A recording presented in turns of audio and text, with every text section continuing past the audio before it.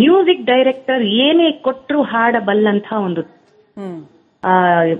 ಆಮೇಲೆ ನಮ್ಮ music directors ಆಗಿನ ಕಾಲದಲ್ಲಿ ಎಂತೆಂಥ ಕಾಂಪ್ಲಿಕೇಟೆಡ್ ಕಷ್ಟವಾದ ಕಾಂಪೋಸಿಷನ್ಸ್ ಮಾಡಿದ್ದಾರೆ ನೋಡಿ. ಇವ್ರದು ವೆಂಕಟರಾಜು ಅವ್ರದ್ದು ಗಾಳಿಗೋಪುರ ನಿನ್ನ ತೀರ ನಾಳೆ ಕಾಣುವ ಸುಖದ ವಿಚಾರ ಗಾಳಿಗೋಪುರ.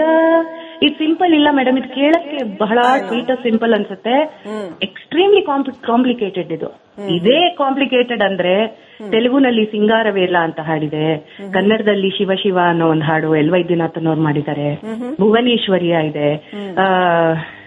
ಅಯ್ಯೋ ಹೇಳ್ತಾ ಹೋದ್ರೆ ಅವ್ರು ಹಾಡಿರುವಂತ ಹಾಡುಗಳನ್ನ ನಾವು ಮುಟ್ಟೋಂಗಿಲ್ಲ, ಆ ತರದ ಹಾಡುಗಳು ಹಾಡಿದ್ದಾರೆ. ಭುವನೇಶ್ವರಿಯ ಬಹಳ ವಿಶೇಷವಾದ ಭಾವವನ್ನ ಕನ್ನಡಿಗರಲ್ಲಿ ಜಾಗೃತಗೊಳಿಸುವಂತ ಒಂದು ದೈವಿ ಏನೋ ಆ ತರದ ಒಂದು ಕಂಪನಿಗಳನ್ನ ಮೂಡಿಸುವಂತ ಒಂದು ಹಾಡು. ಒಂದ್ 2 ಲೈನ್ ಹಾಡ್ಬೋದು ಅದ್ರದ್ದು. ಅಯ್ಯೋ ನಾ ಹೇಳಿಲ್ವಾ, ಅದನ್ನ ನಾನು ಇನ್ನೂ ಸರಿಯಾಗಿ ಕಲ್ತಿಲ್ಲ, ಕಲಿಯೋ ಸ್ಟೇಜ್ ಅಲ್ಲಿ ಇದ್ದೀನಿ. ಅದು ಆಮೇಲೆ ಇನ್ನೊಂದು ಅವ್ರದ್ದು ಅದೇ ತರದ್ದು ಒಂದು ಹಾಡಂದ್ರೆ ಜಯ ಗೌರಿ ಜಗದೀಶ್ವರಿ ಜಯ ಗೌರಿ ಜಗದೀಶ್ವರಿ ಜಯ ಗೌರಿ ಜಗದೀಶ್ವರಿ. ಇದು ಎಂಥ ಕಷ್ಟವಾದ ಹಾಡು ಮೇಡಮ್, ತುಂಬಾ ಕಷ್ಟವಾದ ಹಾಡುಗಳು. ಅಂಡ್ ಕಷ್ಟ ಅನ್ನೋದಕ್ಕಿಂತ ಹೆಚ್ಚಾಗಿ ಕನ್ನಡಿಗರ ಮನಸ್ಸಿನಲ್ಲಿ ಸದಾ ಉಳಿದಿರುವ ಗೀತೆಗಳು. ಕನ್ನಡತನ ಅಂದ್ರೇನು ನೋಡಿ, ಇವಾಗ ನೋಡು ಬಾ ನಮ್ಮೂರ ಅನ್ನೋ ಹಾಡು ನಮಗೆ ಕನ್ನಡದ ಹಾಡು, ಕನ್ನಡಿಗರ ಹಾಡು. ಅಂಥ ಹಾಡನ್ನ ಹಾಡಿದ ದನಿ ಎಸ್ ಜಾನಕಿ ಅವ್ರದ್ದು. ಅದು ನಮ್ಗೆ ಆ ಭಾವನೆ ಮೂಡುವಂತೆ ಹಾಡಿದ್ದಾರೆ ಅವರು. It's not a simple thing. ಆ ಅಭಿಮಾನ, ಆ ಪ್ರೀತಿ ಆ ದನಿಯಲ್ಲಿ ಇದೆ, ಆ ಹಾಡುಗಾರಿಕೆಯಲ್ಲಿದೆ. ಪಲ್ಲವಿ ಅವರೇ, ಸಂಗೀತಗಾರರಲ್ಲಿ ಕೆಲವು ಕಡೆ, ಎಲ್ಲರಲ್ಲೂ ಅಲ್ಲ, ಕೆಲವು ಕಡೆ ಗಮನಿಸಿರುವಂತದ್ದೇನು ಅಂತಂದ್ರೆ ಸಿನಿಮಾ ಸಂಗೀತ ಅಂತಂದ್ರೆ ಅದು ಅಂಥ ಬೆಲೆಯುಳ್ಳದ್ದಲ್ಲ. ಶಾಸ್ತ್ರೀಯ ಸಂಗೀತ ಮಾತ್ರ ಅದನ್ನ ಪ್ರಾಕ್ಟೀಸ್ ಮಾಡೋರು ಇದನ್ನ ಹಾಡೋ ಹಾಗಿಲ್ಲ, ಈ ತರದ ಕೆಲವು. ಆದ್ರೆ ನೀವು ಹೇಳಿದಾಗ ತುಂಬಿದ ಕೊಡಗಳು ತುಳುಕೋದಿಲ್ಲ, ಅವರಿಗೆ ಯಾವ ಭೇದ ಭಾವ ಇಲ್ಲ, ಎಲ್ಲಾ ಜಾನ್ರನ್ನು ಹಾಡ್ತಾರೆ. ಎಸ್ ಜಾನಕಿ ಅವರ ಸಂಗೀತ ಅಂತಂದ್ರೆ ಅವರಿಗೆ ಸಂಗೀತ ಮಾತ್ರ ಆಗಿತ್ತು, ಅದು ಯಾವುದೇ ಇರಲಿ ಸಂಗೀತ, ಅದು ಅಕ್ರಾಸ್ ಲ್ಯಾಂಗ್ವೇಜಸ್ ಅವ್ರು ಹಾಡಿದ್ದಾರೆ, ಬೇರೆ ಬೇರೆ ಭಾಷೆಗಳಲ್ಲೂ ಹಾಡಿದ್ದಾರೆ. ಸೊ ಆ ಒಂದು ದೃಷ್ಟಿಕೋನ ಇದೆಯಲ್ಲ, ಸಂಗೀತವನ್ನ ನೋಡುವಂತಹ ಒಂದು ಸುವಿಶಾಲವಾದ ವಿಹಂಗಮವಾದ ದೃಷ್ಟಿಕೋನ, ಅದ್ರ ಬಗ್ಗೆ ಏನು ಹೇಳಕ್ ಬಯಸ್ತೀರಿ?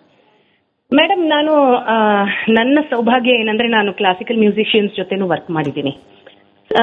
ದಕ್ಷಿಣ ಭಾರತದಲ್ಲಿ ಇರುವಂತಹ ಕ್ಲಾಸಿಕಲ್ ಮ್ಯೂಸಿಷಿಯನ್ಸ್ಗೆ ಎಲ್ರಿಗೂ ಎಸ್ ಜಾನಕಿ ಅವರು ಗೊತ್ತು.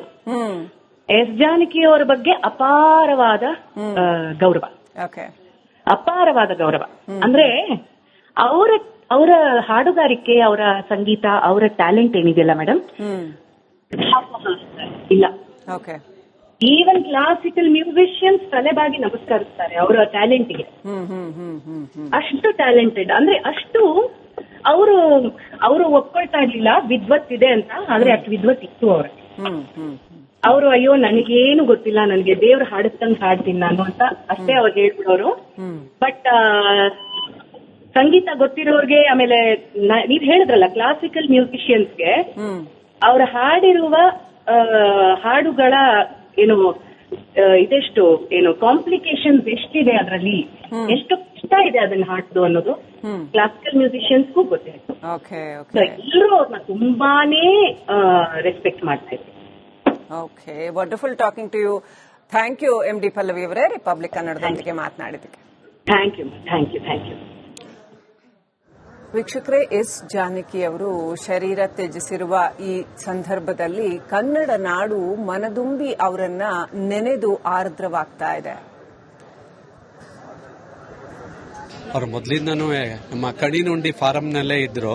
ಅವ್ರ ಸಾಕ್ ಮಗನ ಫಾರಂ ಅಲ್ಲಿ ಅವರು 50,000ಕ್ಕಿಂತ ಹೆಚ್ಚು ಹಾಡು ಹೇಳಿದ್ದಾರೆ. ಜೊತೆಗೆ ತಮಿಳು, ತೆಲುಗು, ಕನ್ನಡ ಮತ್ತು ಹಿಂದಿ ಚಿತ್ರರಂಗದಲ್ಲಿ ಅಮೋಘವಾದಂತಹ ಹಾಡುಗಳನ್ನ ಹಾಡಿದರೆ ಆ ಹಾಡುಗಳು ಇಂದಿಗೂ ಸಹ ಮೆಲುಕು ಹಾಕಬೇಕು. ಅಲ್ಲದೆ ಅಂಬರೀಷ್ ಇರ್ಬೋದು, ವಿಷ್ಣುವರ್ಧನ್ ಇರ್ಬೋದು, ಅನಂತ್ನಾಗ್ ಇರ್ಬೋದು, ಡಾಕ್ಟರ್ ರಾಜ್ಕುಮಾರ್ ಅವರು ಇರ್ಬೋದು, ಅವರ ಚಿತ್ರದ ಎಲ್ಲಾ ಹಾಡುಗಳನ್ನು ಅವರೇ ಹೆಚ್ಚು ಆಲ್ಮೋಸ್ಟ್ ಆಲ್ 90% ಅವರೇ ಹಾಡಿರೋದು. ಆ ಹಾಡುಗಳು ಇವತ್ತಿಗೂ ಇಂದಿಗೂ ಸಹ ಅದ್ಭುತವಾಗಿದೆ. ಅವ್ರು ಕೇಳೋದೇ ಏನೋ ಸಂತೋಷ ಆ ಹಾಡುಗಳನ್ನ ಕೇಳಕ್ಕೆ. ಅದು ನಮ್ಮ ಮೈಸೂರಿನಲ್ಲೇ ಅಂತ್ಯಕ್ರಿಯೆ ಆಗ್ತಾ ಇರೋದು ನಮ್ಗೆಲ್ಲರಿಗೂ. ರೈಟ್, ಗಾಯಕಿ ವಾಣಿ ಹರಿಕೃಷ್ಣ ನಮ್ಮ ಜೊತೆ ಕನೆಕ್ಟ್ ಆಗಿದ್ದಾರೆ. ನಮಸ್ಕಾರ ಮೇಡಮ್. ನಮಸ್ಕಾರ. ಎಸ್ ಜಾನಕಿ ಅವರು ಶರೀರ ತ್ಯಾಗ ಮಾಡಿದ ಈ ಸಂದರ್ಭದಲ್ಲಿ ಅವರನ್ನ ಹೇಗೆ ನೆನಪಿಸಿಕೊಳ್ಳೋದಕ್ಕೆ ಬಯಸ್ತೀರಿ? ಸಂಗೀತ ಲೋಕದ ಸಾಮ್ರಾಜ್ಞಿ, ಸಂಗೀತ ಲೋಕದ ದಂತಕತೆ ಎಸ್ ಜಾನಕಿ ಅವ್ರ ಬಗ್ಗೆ ಏನ್ ಹೇಳಕ್ ಬಯಸ್ತೀರಿ? ನಾನು ಚಿಕ್ಕವಳಿಂದ ನಾನು ಫಸ್ಟ್ ಹಾಡಿದ್ದೆ ಅವ್ರ ಹಾಡು 4 ವರ್ಷದಲ್ಲಿ ಗಜಮುಖನ ಗಣಪತಿ.